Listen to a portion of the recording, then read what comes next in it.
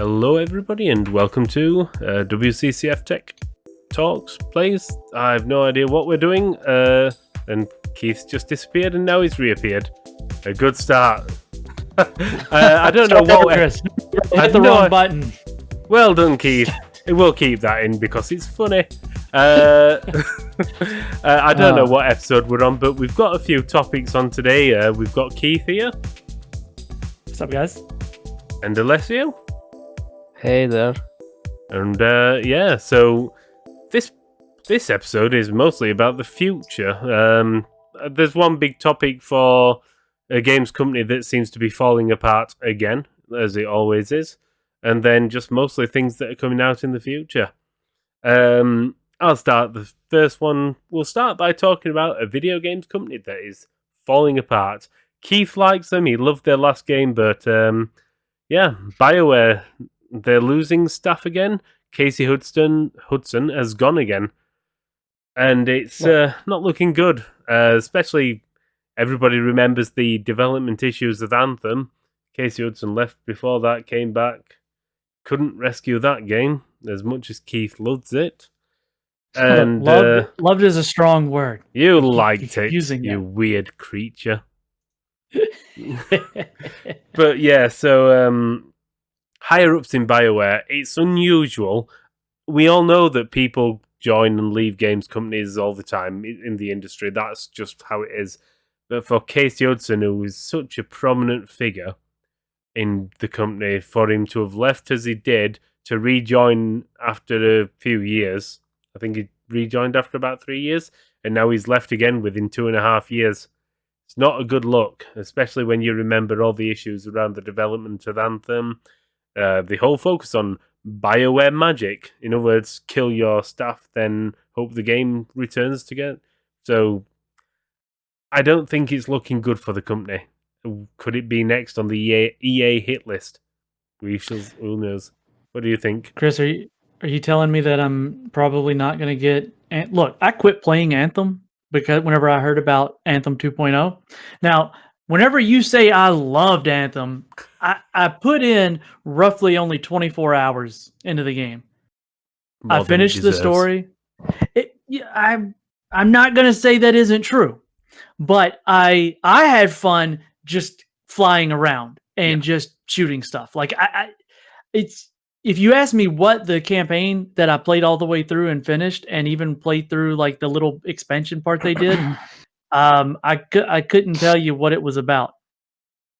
Fair enough. It was very much a rinse and repeat formula for like the missions, and there were really only 2 weapons that I enjoyed. I was like the green javelin, the one like the really fast one, so not like the big brute one, but that one. I kind of had fun with like that. Man, then. Yeah, so I enjoyed this the same way, and some people love Warframe, and they're gonna hate me using this comparison, but I liked them about the same in the sense that they're both forgettable, but I could jump in, run a couple missions, have a little bit of fun, and just get out. Yeah. But then I heard about Anthem 2.0. They're like, hey, we realized that we screwed the pooch. The same thing happened with what's that spacefaring game where you travel the stars and go from planet to planet? No Man's Sky. I got on No Man's Sky just like I did with Anthem, where I didn't keep up with the hype. I didn't keep up with the promises. So whenever I got into it, I wasn't let down by the lies because nobody whispered sweet nothings into my ear like Todd Howard would for a year. And then I, was let down by the ultimate release. Fallout 76. Oh, God. But I understand everybody's anger with the game. Totally get it. Not going to discount that whatsoever. But when I heard about 2.0, I was like, oh, they're going to do like, that happens. You come out. I say Todd Howard because I like to give those guys crap, but they have turned around Fallout 76 in a big way for the people that do play it. Yeah. So I said the people that play it, you don't play it. No, to be fair, he only plays it to review it and say it's bad. I did play it. See, when it came out, it's like a game. If I wasn't reviewing it, I would have bought it, and I played it for quite a bit. And then, yes, I just thought, you know what, I would be much better off playing Fallout 4 And then Wastelanders came out, and yes, it's a big improvement, but No, I get you. the formula doesn't work for an online game. It's not Fallout. I understand. No, I'm with you. I'm with you. But I mean, we haven't heard an update in 4 months on Anthem 2.0. It's just been. It's dead. I know that it's dead. No, actually, there was an update not too long ago. What was that? Just marking the gravestone? No, they We- they talked about some changes they're making to, I think, how the skill points work and the Anthem upgrade, character progression, stuff like that. But yeah, it's still. I mean, we knew it that when they began the overall, it will take a lot of time to make it happen. I think the problem is they've offloaded it to the essentially the support team in Bioware. It's the MMO support team. It's not even a core development team who's making content for Anthem now or doing the changes. It's like Bioware, I don't know, Bioware Greenland or wherever.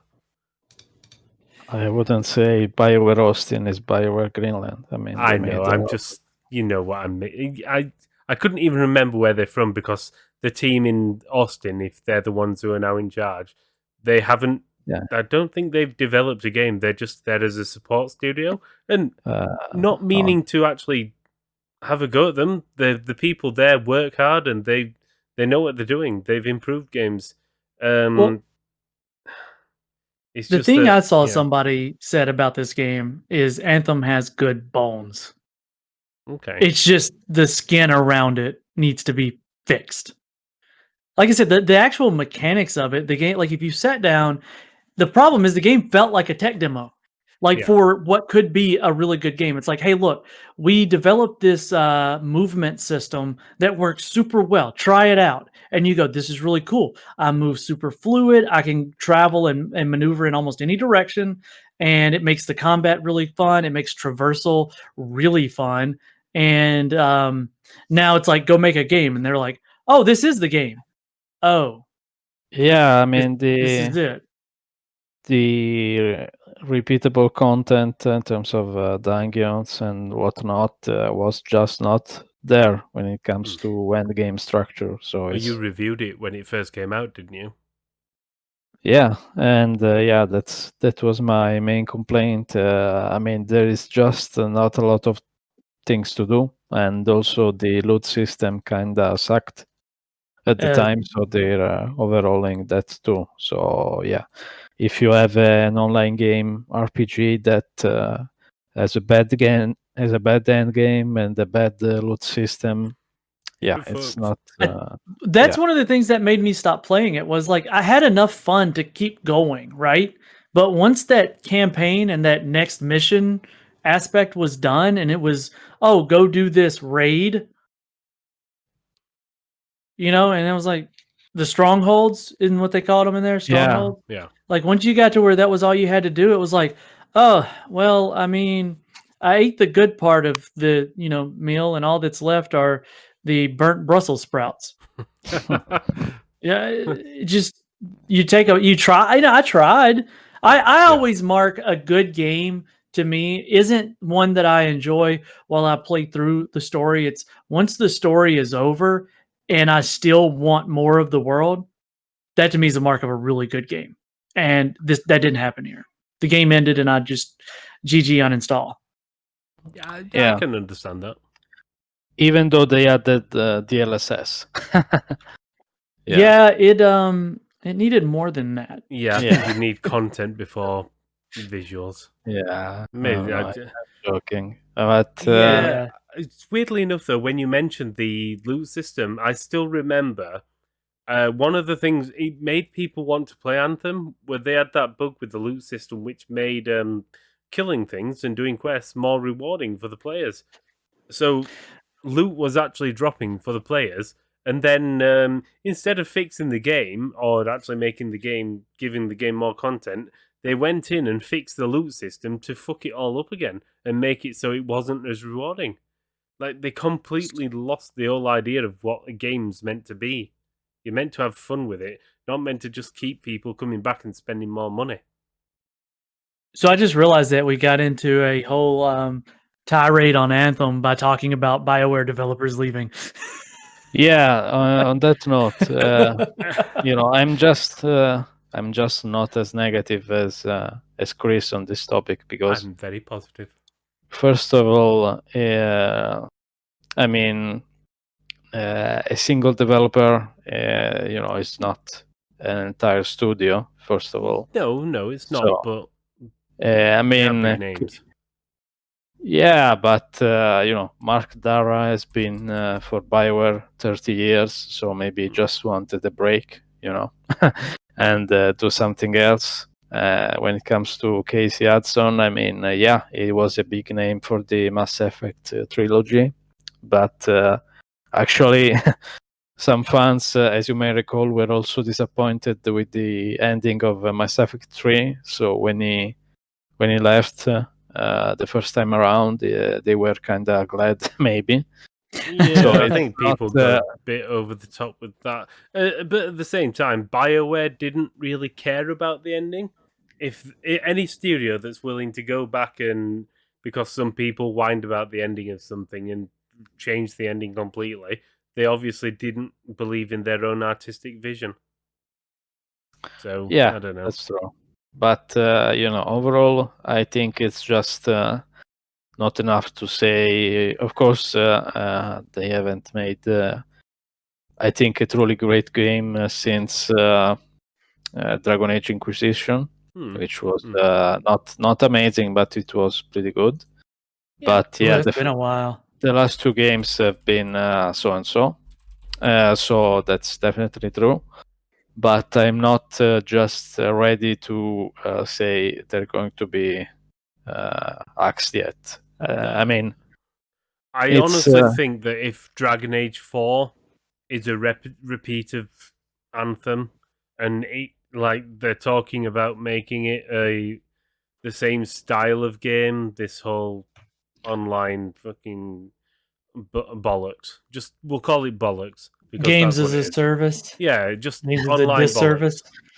bollocks. So if they do make it online bollocks instead of, like, Dragon Age is a single player game. It's meant to have a single player story. Now, fair enough, if you want to include some online aspects with it, maybe when you're fighting a big ass dragon, you get somebody in there fighting the battle with you, or you team up. But to make it a games as a service bullshit, where they're trying to keep you coming back to over and over again, they focus more on the service than they do the game itself, and this is why Anthem failed. This is why with Square Enix, this is why Marvel's Avengers, the utter pile of mediocre tripe it is, that's failed. Games as a service does not work if you build the service first. You need to make the game, and then the service can be built around it because people want to keep coming back. That's how development works. Nobody has ever made a good games as a service game by focusing on the service first without looking at what makes the game entertaining. And I challenge anybody to point a game out. I mean, I don't know if they focused on that first or not. I mean, the fact remains that the core, yes, of course, if the core underlying core of the game isn't good, the service part is pointless and also feels a bit unnecessary, if not downright anti-consumer. Yeah, but yeah, the way I usually decide if they focused on the service first before the game is when it's going to be a games as a service game before they've even really shown any gameplay footage or anything. And we knew that was the case with Avengers and Anthem. They announced it before they showed any gameplay. But yeah, anyway, other than that, it shouldn't be long now. I mean, we should have a proper Dragon Age 4 trailer at the Game Awards, so we'll finally see something more concrete, hopefully. Yeah, I'm genuinely hoping I'm wrong with it. I genuinely hope that they do well because I like BioWare. They've made some of the best games that you can play, and I just Yeah. I just want them to make a game that is a BioWare game, not a corporate EA BioWare game. Yeah. Yeah. A bundled system seller. So yeah, hopefully, like I said, it's the Game Awards time, and there will be other reveals. So, what are you hoping will be revealed by Geoff? Ooh, Keep. I don't know. I mean, we could always hope for Doritos and Mountain Dew the game. I mean, we saw that at the Digital Game Awards. The Dorito Pope. See. I don't know. There's obviously quite a few games that are coming that are going to be announced and or we know are coming. I wouldn't be. Obviously, we know the games that are coming next year, so maybe we could see something from Horizon Forbidden West. That's a Yeah. potential. Also, maybe God of War. Yeah, I know. Everybody's sort of looking forward to Elden Ring, and that's been in the news recently. As sounds like it is coming along quite well. So we could see something from Elden Ring. Yeah, I think they also first teased the game at previous the Game Awards show, so it's seems like a possibility. And Kate, I want to see more Resident Evil 8. okay, that may be possible as well. You know what? Well, I mean, it's Capcom. Capcom always shows up with something, right? I want a big surprise reveal. I want to see Konami, PlayStation, Silent Hill. Make it happen. Yeah, Make it maybe. happen. Just Maybe. don't make it a shitty American version of Silent Hill, where you've just got Pyramid Head and big titted nurses all the time. They're good. We didn't. Don't do to the series like they did with the HD remakes or the HD the remasters. You know. Oh no. I want that old vibe. That I want the filter. Put the static screen on there. Make it fuzzy. Make it gritty. I want to see somebody with like a knife up their nose. You know. Silent So- Hill I 2. Yes. But yeah, I also wanted to talk a bit about some of the presenters that have been announced for the TGA, which include some of the biggest actors in Hollywood right now. I mean, Gal Yeah. Gadot, Brie Larson, and Tom Holland, for instance. So it's does that mean finally gaming is mainstream? No, Gaming's always gaming- been mainstream. Gaming's I- bigger than I- movies. I think that's exactly what I was saying. I think what you're seeing now is I'm just going to be that guy. You're seeing Hollywood reach out and hope to hold on to something because this has been a horrendous year for Hollywood. Gal Gadot is going in there to push Wonder Woman 1984. Yeah. And Tom Holland is in Spider-Man. there. Yeah, Tom Holland's a Spider-Man tie-in to the games, and you know he's Uncharted. also the what? Yeah. The Uncharted. Yeah, exactly. He's That's what he's Nathan doing. Drake in Uncharted. Yes. Yep. And Brie Larson is going to just swing her arms and tell us how she doesn't care about what we think. But I have my feelings on her. That's a different story. I just thought However, maybe she's going to try and get somebody to play the Avengers. I don't know. I'm just thinking we could see the first never mind a game trailer. We could see a film trailer, Uncharted. That's Could very be. likely. Yeah, It wouldn't be. surprise me. That might I be will- why Tom Holland's there. And personally, I love films. I love TV shows. I do. And certain actors, like, it's never been a secret. You put Sean Bean on any screen in front of me, I'm going to stay raptured to that screen. I'm going to be hooked to that screen like it's an IV drip, saving my life. And but Hey, and does anybody know if Henry Cavill will be there? No, I mean, maybe. it would be hopefully. interesting to see some more. he's The information on Witcher. The Witcher, yes, yeah. he's The Witcher, and he's a huge gamer. He is, yeah. True. He's like me, Henry Cavill. I mean, we both look alike, and we both are big PC gamers. And he likes Total War like me. Keith. Something's wrong with my computer. It's got to be. That's the only thing that I can think of that would cause you to look nothing like him. If that's the case. Could be like that. No, But I wonder, like Terry Crews. I mean, he's a big gamer. That would be cool. I honestly think it just feels more natural. At the moment, it's I honestly don't give a shit which actors are on the screen unless they've got a reason to be there. Yeah. It's always been one of my big issues when films are being like Konami. They massively messed up when they got rid of David Hayter, and I like Keith Sutherland, but why get rid of Hayter when he's been Solid Snake for so long? There was no reason, and gaming's had this fascination. No, gaming's had this obsession with actors. You mean Kojima especially? Yeah. But well, they do. I mean, what's he called? Sudden David Cage, who made Beyond Two Souls, and he's obsessed with films.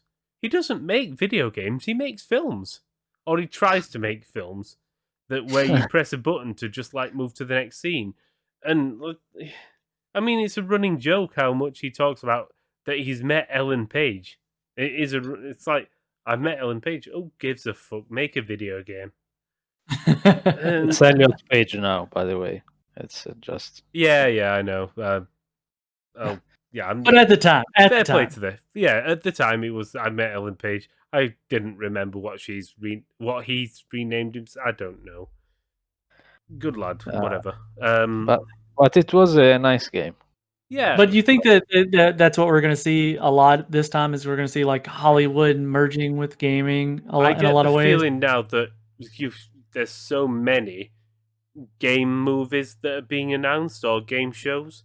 I mean, we've got The Last of Us, we've got The Witcher, which is being a success. What's that, Alessio? Sorry. Resident Evil, Halo. That's just been announced. The relaunch of Res Evil. What was it now? Assassin's Creed. They've announced a TV show based around that. Yes. So we're trying that again. I didn't mind the film. I didn't mind it. It wasn't great, but it wasn't bad either. But again, can I get some Prince of Persia? You know what? I rewatched that recently, and I love myself some Jake Gyllenhaal. So yeah, I enjoyed that movie. I did. So how do you feel about Oscar Isaac as Solid Snake? I would prefer. Then again, I'm going to say I prefer David Hayter. No, like as a voice actor, David Hayter was Snake, but Oscar Isaac, it's like you need for something like a Metal Gear Solid film. You need a professional. Yeah, I don't want to say a professional actor. I want somebody who's used to that sort of big budget thing. All I'm going to say is keep Hideo Kojima away from the script. Like, get somebody who isn't high on crystal meth and acid to write it, because... So what you're saying is you want the movie to last less than 3 hours long and be coherent? I don't mind 3 hours. 3 hours makes sense, but coherence is good. They're going to struggle. I don't know where they're going to start it. If they do Shadow Moses, there's still so much that they need to include. I mean, that's one of those series. Like, I've been keeping up with it for years, and I enjoy the convoluted storylines. Patriots, Metal Gear, right? The fuck. But if you're somebody who's followed the Metal Gear Solid or the Metal Gear series, then it is. I would have a hard time picking out where they may do this. They're only going to be able to do like a piece of the world. And it's like, what piece are they going to do? Because if they try to do, it gets really, really convoluted. It would make a good series. It's Metal more Gear than Solid, a movie. Yeah, it would make a fantastic series more than a film, because they would be able to include everything. You could do like The Witcher. You could do a 10-part, 1 hour part series over Shadow Moses, and it would work.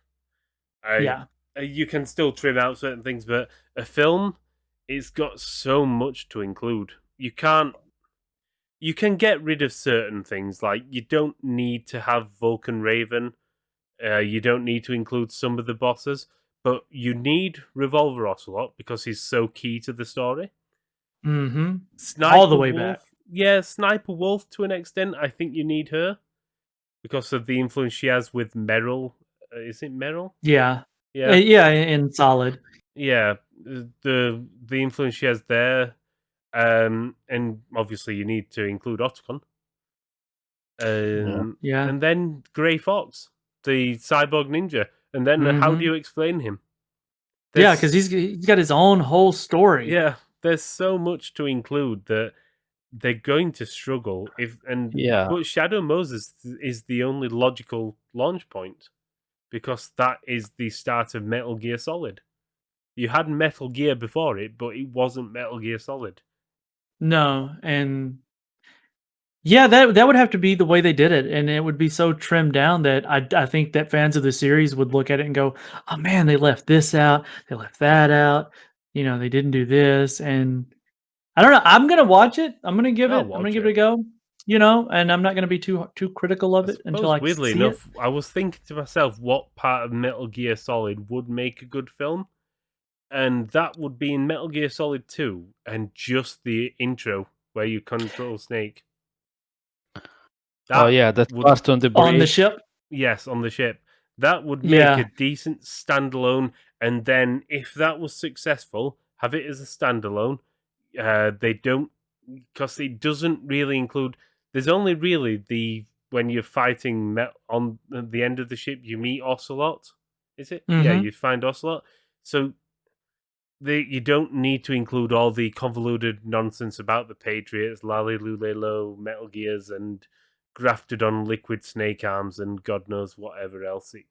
Yeah, because that is kind of because once that ends in the game shifts. Yes. So So that is that a to good. me would make a good starting point. Then, if that was successful, they could move back to Shadow Moses, and it's like, yeah, this took This is part. a prequel. Yeah, Yeah, they and don't then have to they, reintroduce the main character. They wouldn't have to reintroduce yeah, Ocelot. It would. Yeah. yeah. So for me, that's how I would do it. But I'm also not a Hollywood scriptwriter, nor am I a big producer, nor am I Hideo Kojima. So yes, We're just some guys on the internet. I don't know if Kojima will have anything to do with it, but yeah. he'll have something to do with it. He's got to have something to do with it. I think I know it's Konami's IP, but I think that the studio will bring him in as a sort of technical guidance sort of thing. That's how I can't see him, because Metal Gear is Hideo. Hideo Kojima is Metal Gear. Whichever way you look at it, it doesn't matter if Konami's got the rights or otherwise. If you think Metal Gear, you think Kojima. Oh, 100%. And I just think it would be. I don't think he'll have a major role in it. I think he'd just be like technical advisor, like, have we got Snake's left testicle correct? It's the smaller one. Anyway, talking about Testicles. game-based movies. Did you hear about the Monster Hunter snafu they had in China? Oh, God. You Do mentioned you? that, so everybody's review bombing it, aren't they? Yeah, exactly. Basically, they managed to slip a racist joke, anti-Chinese joke, in the Chinese version of the movie, which shipped in theaters. Wow. And That got basically, past their editors? What joke yeah, was it? it's I want to also know what past. joke it was. It was a joke about knees and Chinese. I think it was from, Oh, I see yeah. it. Yeah. And yeah, Somebody got fired for letting that through. Chinese people didn't like that, and it was pulled from theaters actually. So Yeah. it was a massive failure because, of course, you get this movie pulled from the biggest country in the world. It's a massive loss of revenue, and also it's reverberating on Monster Hunter World as well through the bombing on Steam reviews. I just which searched for the joke now, and it's like, I think they may be going a bit over the top there With the response or the joke? with the response. It's like, just reading it here. It's an Asian American actor who's it's called MC Jin. I don't care who it is. Just tells another character, apparently. This is what he says: "Look at my knees. What kind of knees are these? Chinese." Yeah. If you're that bent out of shape over what is essentially a dad joke, then you may need to sort your lives out a bit. Yeah, but to be fair, this is not the first time that Chinese folks, respectfully, but they've done review bobbings before. Several other titles, and seems like honestly, the Republic, great state of the Republic of China, and kind of gives them fuel to go do these protests anytime there is anything remotely anti-China. It will just be anything. It's not even anti-China, that joke. It literally is like the biggest dad joke of the world. It's like something it's literally something that Keith would say. I don't know, but the thing is, Capcom didn't really have anything to do with the production, so it's kind of I want to big. watch the film. I like Mila Jovovich. Yeah, although it's some folks are riled up about her husband, Paul W.S. Anderson. Mostly because he's known to overlook kind of safety procedures in the past. When the Resident Evil movies were shooting, there was a stunt girl that got injured real bad, and basically they changed the stunt at the latest moment, and she didn't even know how it was changed, and that's not good. Anybody should be, again, we could go back to Bioware and this, but everybody should look after their employees. Like, don't work them to death and try to not kill them. That's my definitely advice. Don't kill your employees. Yeah, sounds like straightforward, but maybe it's worth repeating. But Call it accidental. Of course. Even accidental's a bit far, because, like, how bad does your work have to be able to accidentally die there? I suppose if you're a police officer, you could get killed in the line of duty. If you're a fireman, you've got to deal with this hot burny stuff. But, like, if you're making a video game, or like even filming something, doing it. Yeah, to be fair, I think stuntmen get hurt not often, but it happens. It's always dangerous. Like, it should have happened. I'm not saying it was okay. It's one of those things. It's like, accidents do happen. I mean, Harrison Ford got injured in the late one of the new Star Wars films. Yeah, he was trying to get out of that. What? That was self-inflicted. Was it? Yeah, I don't want to be a part of this anymore. But then again, I still remember very old news. Harrison Ford in Indiana Jones. The whole scene about where he's shooting the first Indiana Jones, where he shoots the guy. That's because he had a dysentery and he just didn't want to film, so he just shot the guy. And George Lucas liked the result. That's terrible. That's fantastic. Like, the whole scene got changed just because Harrison Ford's like, I don't feel well. Bang. Can't be asked filming. Okay. Anyway, shall we go back to gaming proper?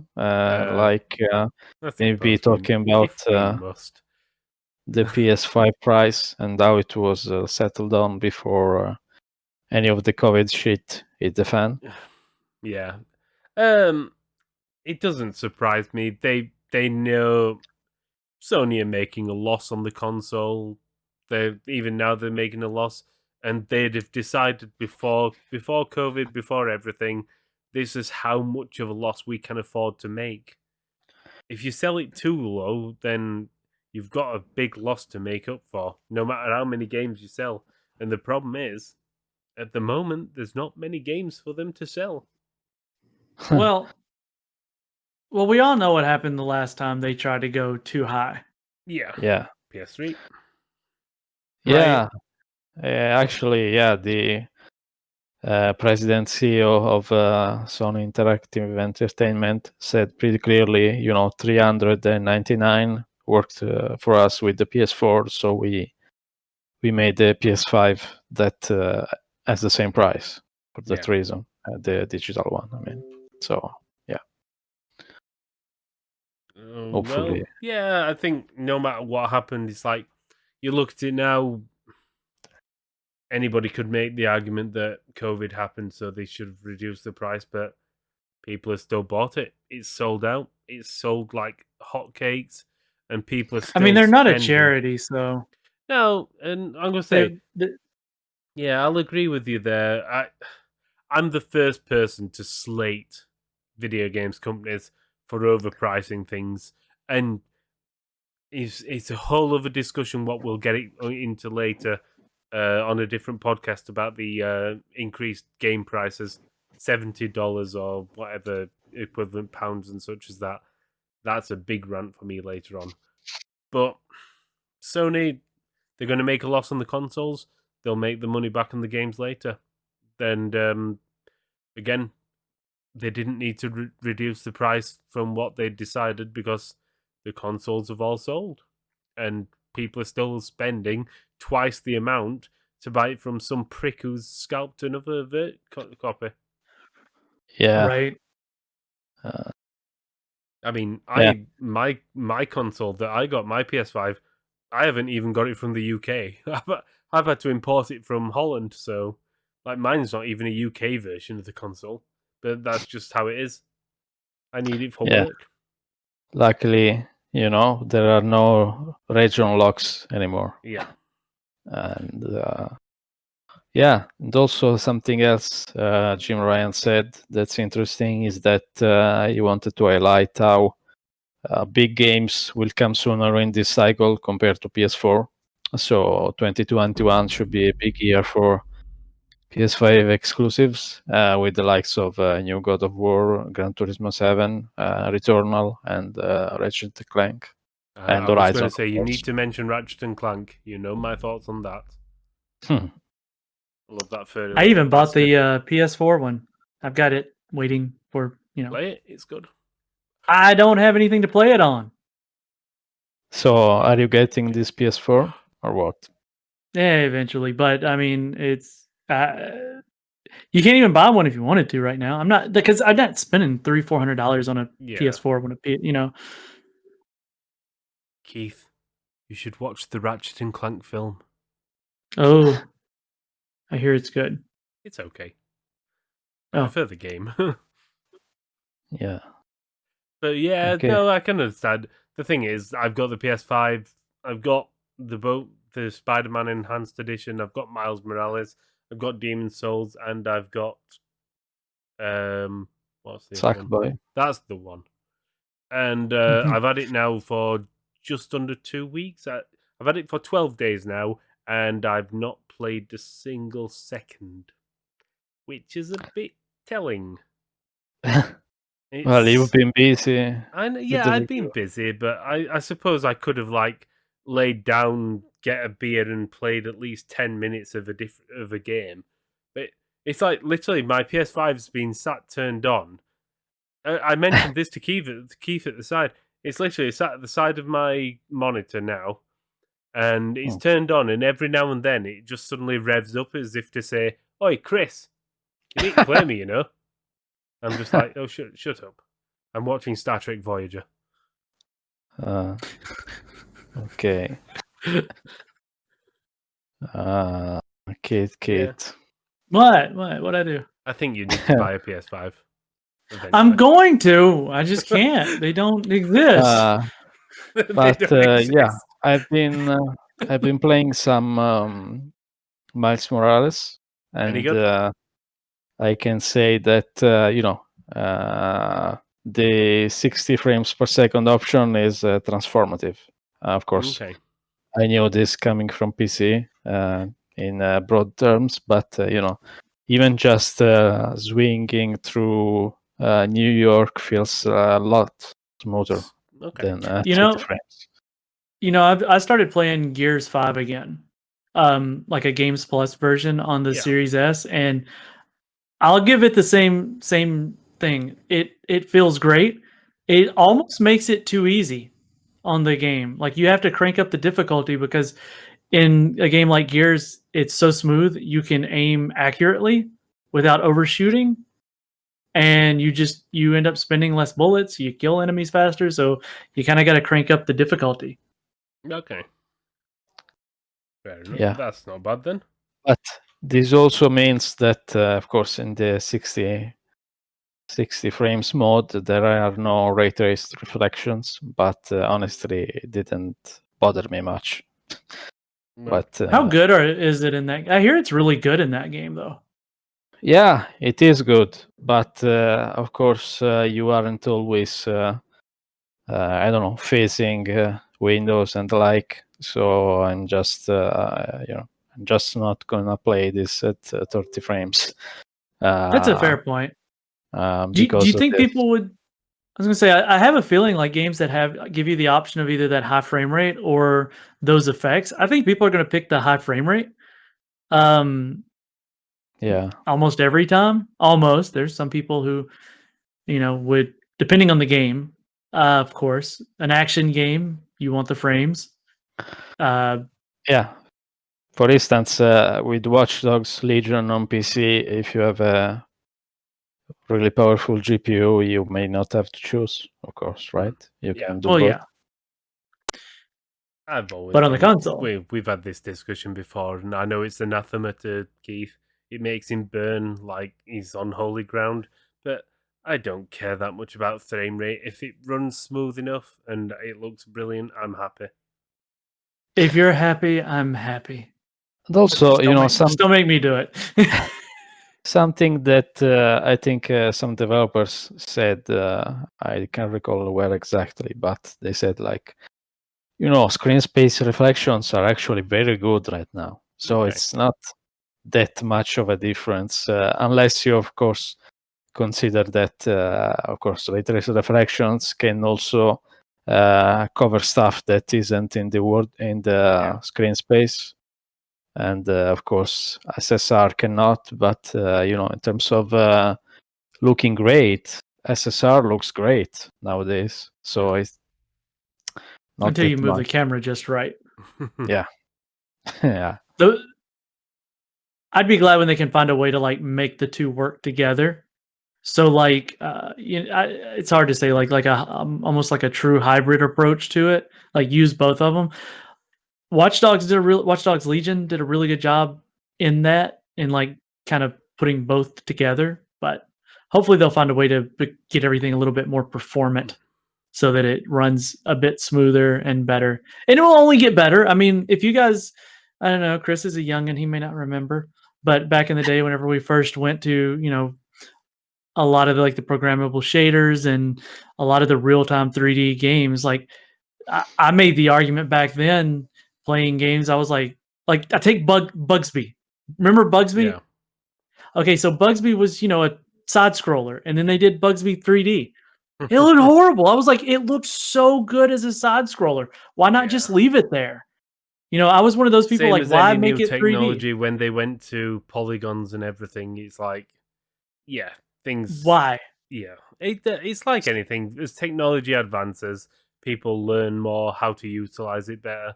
I mean, you see the advances in just 1 year. It's like I'm a massive fan, and this is when they were getting a bit more used to them. But Final Fantasy VII, you look at it, Oh, it the doesn't look. FMVs? Sorry. You tell me like the FMVs and how it would, Well, yeah. even It just looked the regular gameplay, it was so blocky and everything. But then you move ahead 1 year, Final Fantasy VIII, they'd really got so much better in just 1 year. So and then same as anything. 9. Yeah. Yeah, Oh, I so love 9. yeah. But yeah, That's so all I I can think ray tracing and all this technology, it's going to take a bit longer, but I think by 2022 maybe we'll see proper, real good utilization of it. And it's also making it. You need people to have the hardware to make use of it. It's pointless putting a massive load of money into something or time and Here, effort into something if people aren't going to use it.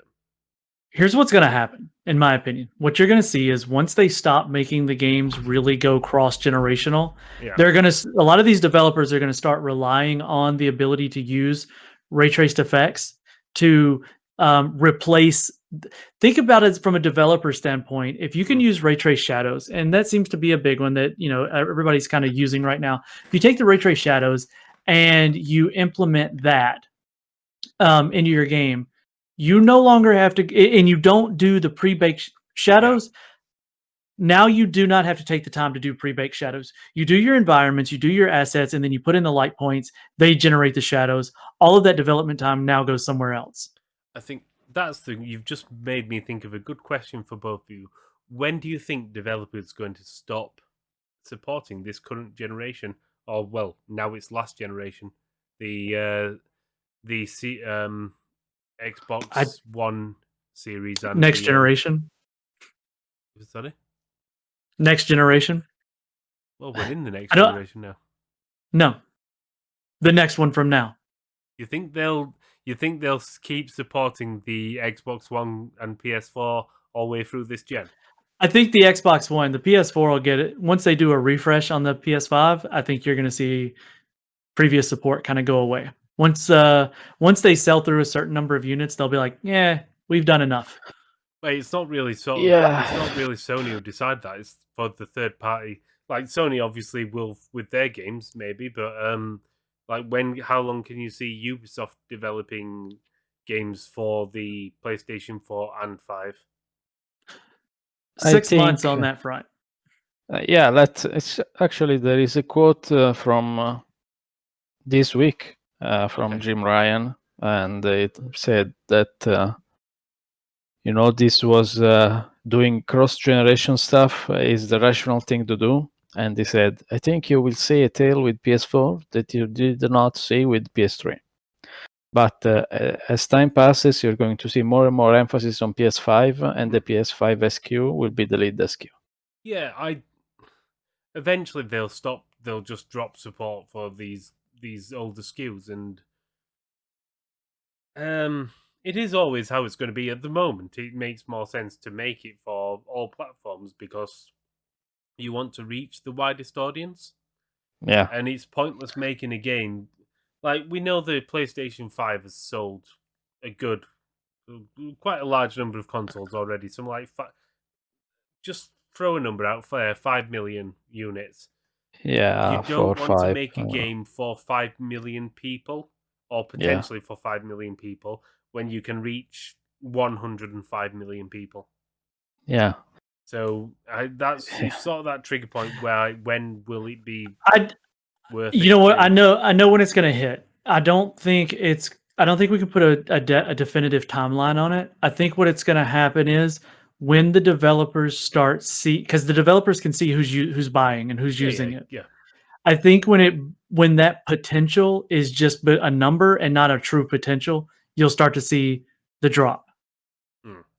Yeah, like it'll be, it won't be on the first game. It'll be like, okay, say the next Assassin's Creed game drops. Yeah. And this generation, this one you're seeing a ton of crossover, but the next one, 10% of the people with the previous console buys it. And so do you put the time and effort into developing cross generation by for then those they'll 10? stop. Yeah, so I mean I think that's going to be the dictating factor, and it's going to be, but they're going to make the call for the whole studio. The whole publisher will make the call all at once. They do. Yeah. Well, it's like the third parties will always make that call. I just get the feeling that I don't know. Like you said, you can never put a date on it because there's so many mitigating factors, such as if people have got the money to buy the new consoles. That'll always be the core thing. Yeah, and like I'd have guessed Cyberpunk about with its next gen 2023. thing. You think that's a fair point? 2023, I'm going to guess somewhere around then. Yeah, I think you'll see start the to drop-off. see within the next year. You'll see a lot of it drop off, and a lot of other people, depending on how the response goes. I think EA will be one of the first ones to drop, Mm. and everybody else. Everybody's gonna wait for the first person to do it to see what the reaction to them, Yeah. the public response, and if they get absolutely plastered, then the other people are like, "We're gonna hold on for now." for this, I think it will be, the biggest developers, those who have more pull, and they can say, you know what, higher ups folks, we can make a game that's that much better than that much more exciting if we can make it only for the new consoles. And when that happens, and they make a compelling tech demo for the executives, of course, and then I think it will be the deadline. So for instance, The Witcher 3 was a defining moment for the new generation of consoles the last time around, and it was I think less than 2 years after their release, and of course it didn't work on the previous consoles, and it couldn't. I mean, maybe it could because of course later it came out on the Switch, but I mean it sold a lot of people on the new generation. So my point is, it's always killer applications. If we have a new game that's a great game that's exclusive to new hardware, people will start buying it. I suppose it also means what features are available. Like, I can see Horizon Journey to the Center of the Earth being quite a big yeah. I just can see that it'll have it'll look so much better on the 5, and the features that the control and everything can bring. I think that sort of thing, it'll come for the PS4, but people look at it on the PS5 and be like, I want that. Yeah, definitely. Yeah. And And yeah, Dad of Boy also 2. Dad of Boy 2 will be the same. definitely, and also Hellblade, which Kit For the likes. Xbox. Now, that's going to Yes. be interesting. Especially because, yeah, people who played it first on the PlayStation, they won't be playing it on the PlayStation again. Well, they've already admitted it's going to be an Xbox exclusive. Don't you Well, love yeah. that? I mean, it will be on Android as well. Don't you have a phone? Someone said. Android? How can Hellblade be on Android? Through streaming. Yeah, through xCloud. Yeah. Oh, yeah, true. If it's an xCloud game, so God, don't you have a phone? Did Diablo Immortal ever come out?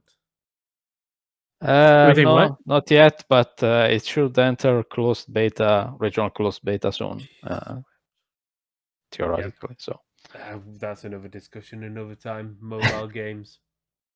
Blizzard. Yes. But yeah, so I think, it's going to be interesting to see what happens. There's one thing we didn't touch on for the future. The last, one of the topics we were going to talk about, and that's Halo is going to be ready for spring next year. Okay, then. Hopefully. We'll talk about that later. That'll be a good one. I think we can go into that for a while. Yeah. But yeah, Yeah, so can anybody think of anything else to add? I am good. I think we covered a lot today. We have. Yeah. Next time around, we should have more info, more game announcements to talk about. So, and of course, Cyberpunk will be out. So yeah. Yeah, we can give our opinions on that. Which you're still eventually. very much waiting for. Yeah. Yeah, and Such is hopefully life. on that note, please do not expect a review from us on on day one, because Don't expect we it haven't. from most people. Yeah, expect it also from most. probably other websites, because it doesn't sound like many codes have gone out yet. But Yeah. Well, to be fair, a few days after that. But yeah. So, thank you for joining us, everybody. And Yeah, hope you've enjoyed me ranting about Anthem and Avengers and everything by the sounds of it, and Keith's love of Anthem. Yeah. Thank you, and goodbye. Later.